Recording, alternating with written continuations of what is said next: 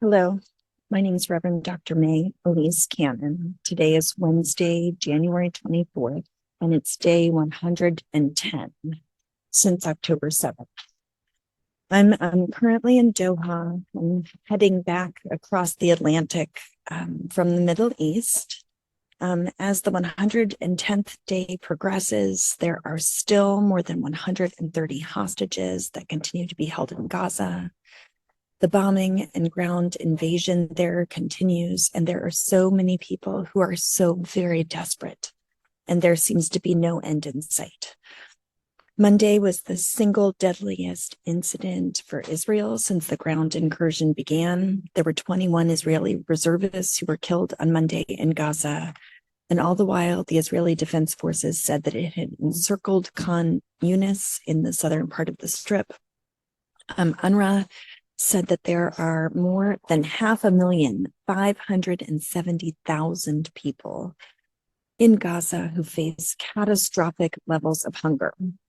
The agency calls for a critical increase to humanitarian access to combat the growing risk of famine. The Hamas-controlled Gaza Health Ministry said that there's a total of more than 25,000 Palestinians who've been killed. Their number is 25,490 deaths in Gaza and more than 63,000 who've been wounded since October 7th. And in addition to that, it is hard to describe what the West Bank is like right now. Villages are closed. Front gates are closed, back gates are closed.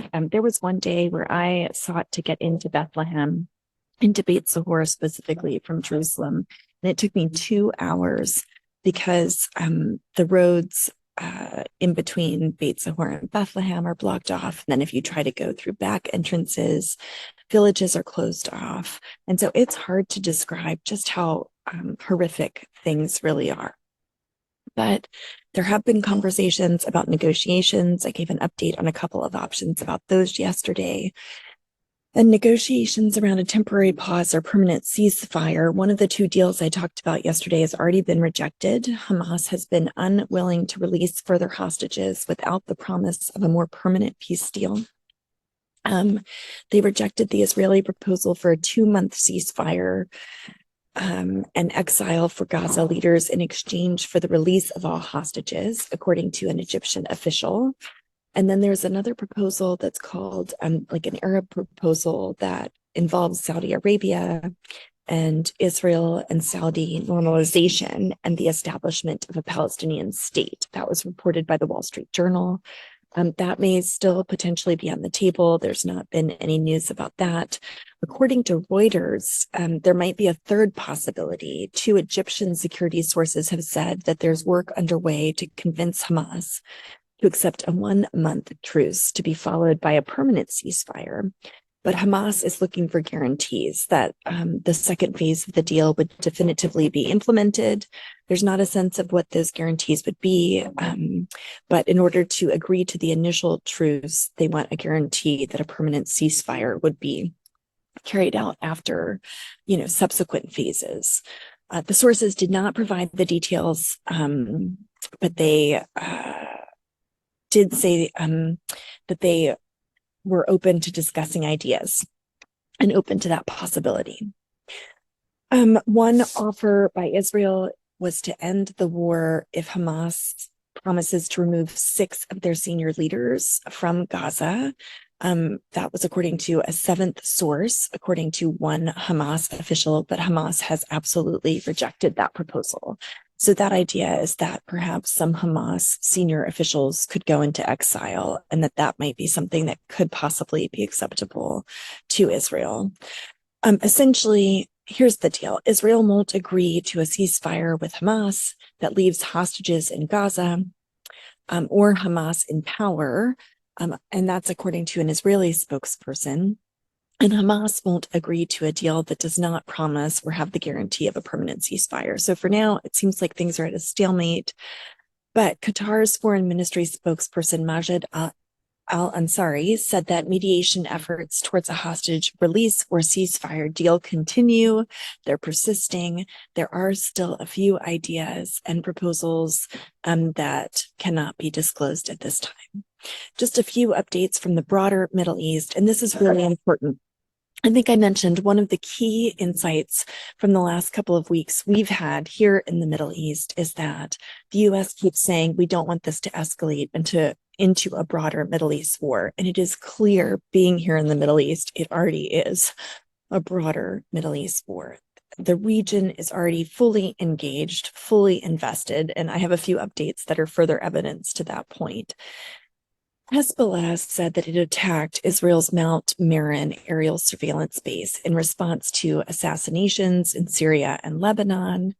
The US and Britain once again struck Houthi targets, 8 Houthi targets, with this time with the support of Australia, Bahrain, Canada, and the Netherlands. They are attempting to end the Houthis' targeting of Red Sea shipping. That's according to the Pentagon. Syria said later this week that there was no justification because Jordan had struck inside the Syrian territory.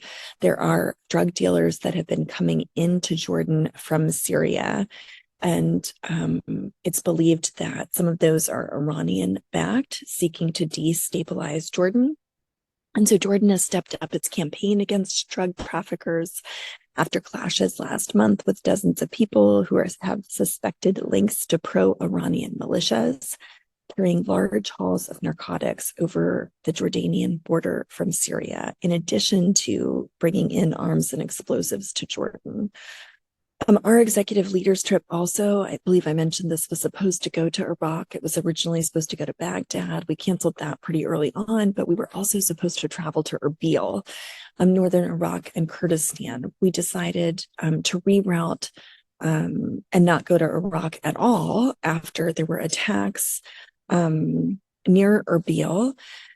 And just yesterday, the US carried out strikes on Iraq against 3 facilities linked to Iran-backed militia on Tuesday, according to the Pentagon, after a weekend attack on an Iraqi airbase that wounded US forces. According to Reuters, US troops in Iraq and Syria have been attacked about 150 times by Iran-aligned militants since the Israel-Gaza war started in October. And this creates pressure, according to Reuters, on President Biden to respond militarily, despite the political sensitivities in Baghdad. And on Saturday, 4 US personnel suffered traumatic brain injuries after Iraq's Ain al-Assad airbase was hit by multiple ballistic missiles and rockets fired by Iranian-backed militants from inside of Iraq. And I just want to close with one of the verses that we've been praying through and that came up in one of our devotions over the last couple of weeks. This is a verse from Deuteronomy, and it said this: "Be strong and courageous.